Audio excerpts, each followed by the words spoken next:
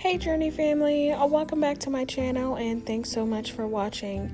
If you're new here, please consider subscribing as I post weekly DIYs for your home decor.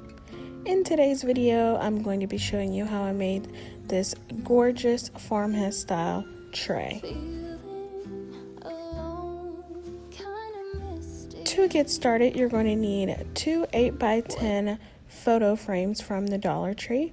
Also some marble contact paper. I chose this from Amazon because I loved that it had that gold and brown marble look to it. So the first thing you're going to do is remove the backing from the first photo frame. Remember to carefully remove that glass. I don't want you to cut yourself like I did.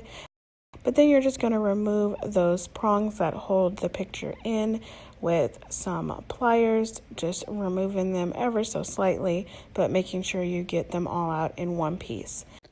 Then once you complete that first picture frame, you're going to take the second photo frame and remove everything, but you're going to keep everything else in place. So the prongs will stay in there because you're going to put that glass piece back in there once you put that contact paper on. So then take the glass and then measure it out on the contact paper how much you are going to need. I left a little bit at the top and the side because I wanted to make sure I got a straight cut. And I don't have an X-Acto knife yet, so I just traced it with a pen, and then I am just going to cut that out to size of that glass piece.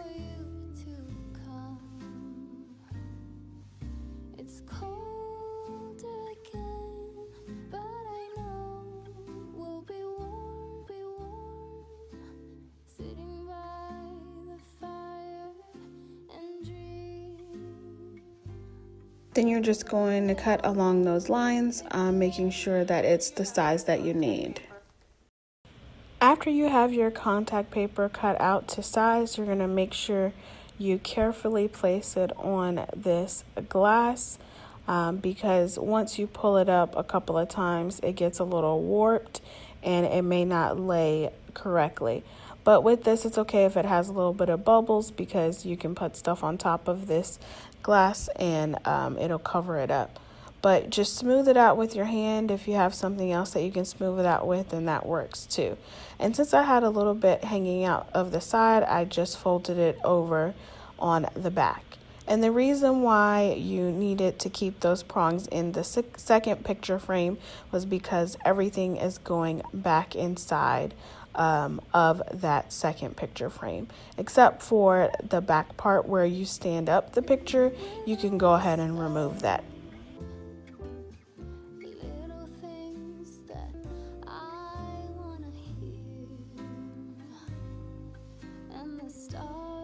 That has the exact look I'm going for. So now you're just going to glue down the top to the bottom piece.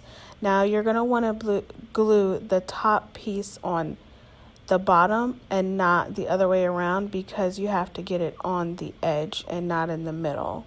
So you're going to want to glue it on the edge of that top frame so that way it sticks to the bottom because all of the sides do not touch. And then I got these handles from Home Depot. They were $1. I tried to spray paint them white, but they didn't come out quite as I'd like. So I used some sandpaper to kind of sand a little bit of it off so it has that worn and rustic look to it. And then what you're going to do is just hot glue that down to that tray and make sure that it dries. To add to my tray, I am making a farmhouse style mason jar. So I picked up this mason jar from Michael's. It was on sale and it was only 50 cents. It was 80% off. And I'm taking some nautical rope that I picked up from the Dollar Tree and just going to wrap that around the lip of that jar.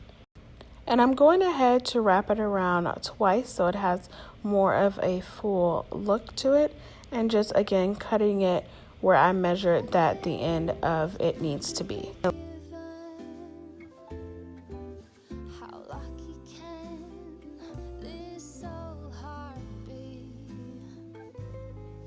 and I fall into peace and silence on a very special Christmas Eve.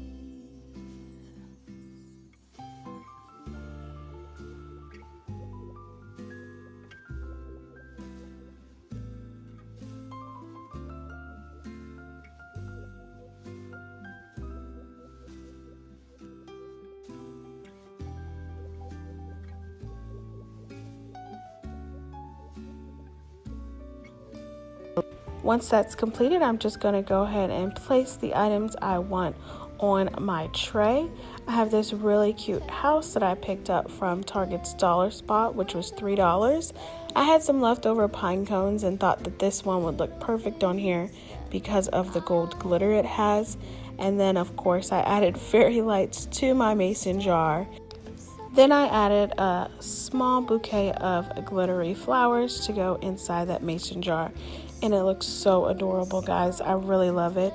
It looks really cute on my ottoman, but I think I'm going to go ahead and keep it on a bookcase that I have in the corner of my living room. Thanks again so much for watching, Journeyers. Again, if you're new here, consider subscribing and give me a big thumbs up as it helps out my channel a lot. Until next time, guys, bye!